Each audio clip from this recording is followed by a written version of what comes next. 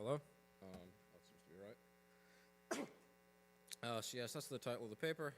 Work conducted by me. I'm co-author at Glasgow University.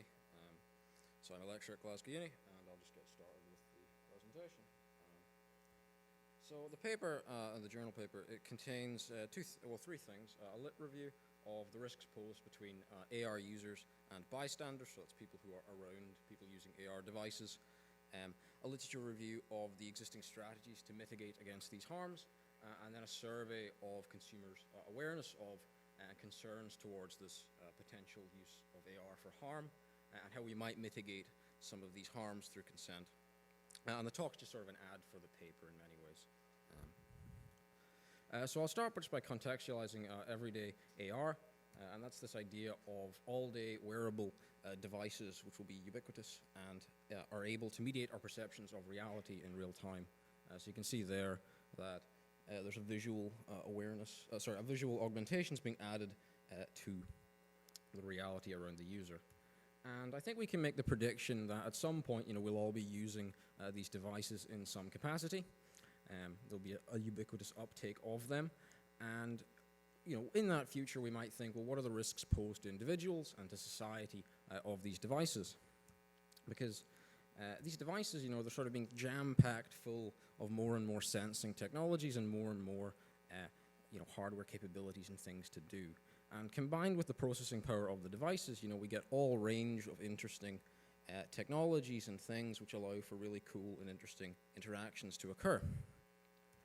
But the consequence of this, ever-increasingly powerful device is that it can also be used to enable new harms that we've not yet fully determined how best to mitigate against or to prevent. And I'll give a couple of examples of those next. We have a lot more in the paper itself. So one is augmenting our appearance, right? And we already use AR to do this to an extent through filters, but we haven't really thought about, in a ubiquitous world where everyone's using these devices, what might happen if I start to project what I want to be your appearance onto you. So what if I forced everyone in the room to wear a Trump cap? What if I, forced the Pope to be looking a certain way in some sort of colorful outfit, etc. There, we don't really have a good, idea of, how we will deal with that kind of thing.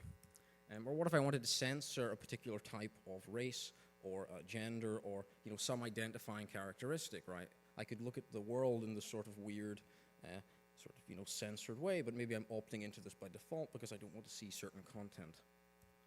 And it's not just about, projecting, it also can be about capture. So theoretically, we can capture individuals at whim and then sort of place them and reconfigure them in virtual worlds to our heart's content. So what rights do you have to be captured by, strangers around you in that level of detail and then reused? And when we did a lit review of the potential, protections for users here, we found that, a lot of the solutions were very physical shutter-based. So it cuts off access to the technology which is being misused, right? But you lose the ability to use it for good then. And it's not obvious, how bystanders are going to be protected because we don't really think that's a very effective solution. So there's a number of different ways in which we can think about this. We looked at legal protections, and we found that these are very reactive rather than being proactive as solutions. We found that social norms do exist. Again, they're somewhat reactive. We saw it with Google Glass, this whole glass hole culture. They're not maybe the best protection mechanism again.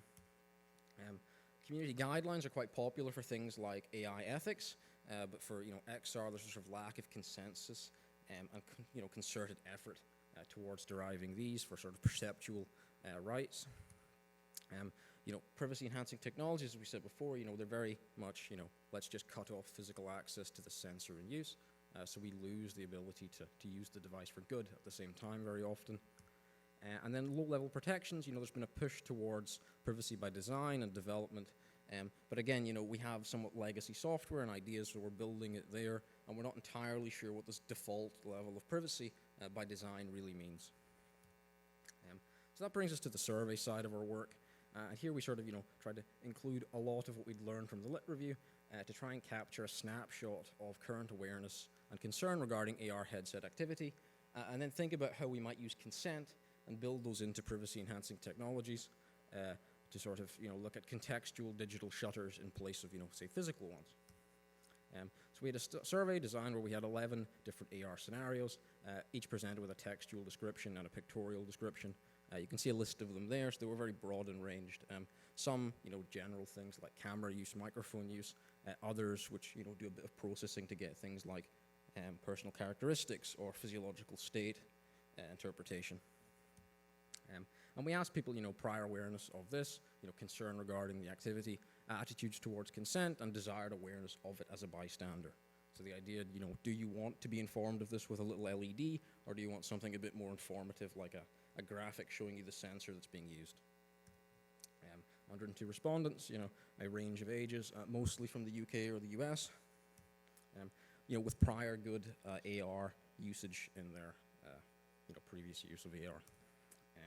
In terms of what awareness they had, we found they had pretty good awareness of camera and microphone usage and some basic things like augmented appearance and biometric, but they had a pretty poor appreciation of what you could then use those technologies to influence, right? To then do things like diminished reality or physiological state interpretation. Regarding how consent should be managed, they wanted consent to be both, differ by both the relationship between the bystander and the AR user, and both by the task itself. And it's worth noting as well, there's a very strong prevalence towards opting out by default or opting out entirely, highlighting, maybe people still want some ownership over their, sort of personal data, and when they aren't augmented. In terms of desired awareness, we found they wanted very high, more informative levels, more than the LED that your phone will show you now. They wanted an actual graphic if they had an AR headset themselves on to say, hey, a camera's in use and here's what it's doing. And we found that people were more uncomfortable with AR after they did the survey. So they were, they learned a bit about the potential harm of the technology, and they were thinking, okay, I do want there to be solutions in place to solve that. So very quickly, in conclusion, I think AR has a lot of good potential. I think it equally has a lot of large range of potential harm. I think we don't have very good solutions for a lot of these harms, and I think that, we found that from a consumer standpoint, people still want some way to feel like they have a consensual say in when or when not they're being sensed, and have some more information than, say, a little LED saying that, they are being sensed. So that's the talk, and I'll take quick questions while switching over.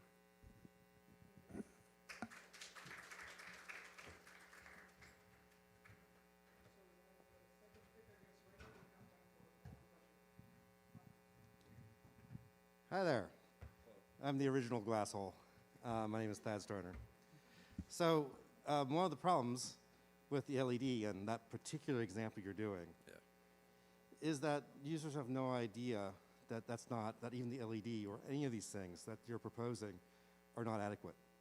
Yeah, so like the LED, it is very low level, right? It's just, hey, it's on, or maybe it's even in standby. No, I think you're missing the point. Yes, yeah, I'm missing it. Yeah, so whenever you have an aperture on a head-mounted display or an AR system, the user is going to assume it's on, whether or not there's an LED there. Right. Because when the LED is not on, they don't know there's an LED. Mm-hmm. Yeah. Even when it does come on, they don't know when it's on and it's off. Yeah.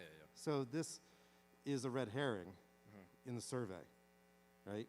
I don't think so, because we were sort of, so the way that it was designed, we gave them the scenario, and then we said which, so we present, I quickly skipped over the slide, but we gave them 4 different types of ways they could be informed of, an activity, right? Mm-hmm. And it was then pick which one you'd want. So some Right. people said, well, I want the LED because I think that's fine. Right.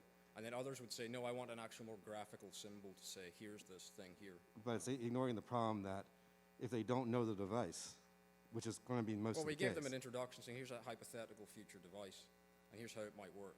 And it's still not an adequate response to it is the problem.